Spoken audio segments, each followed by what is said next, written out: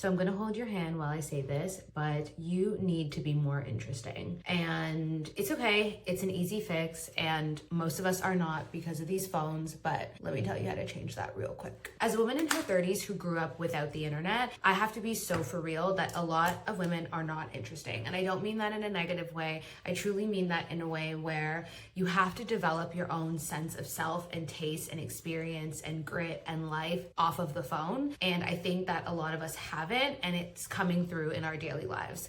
One of the best episodes I think I've ever created for the Sage Sorority is episode 32, How to Be More Interesting. And I think the idea of being interesting gets really boiled down to being extroverted, knowing how to necessarily work the room and things like that, but that is not it at all. Being an interesting woman, the phrase "the devil is in the details" couldn't be more accurate. It's about noticing things, having great manners, having your own sense of taste, being a great listener. You want to be more interesting? Just listen intently to people and not be distracted. Again, the phones have warped us. We know.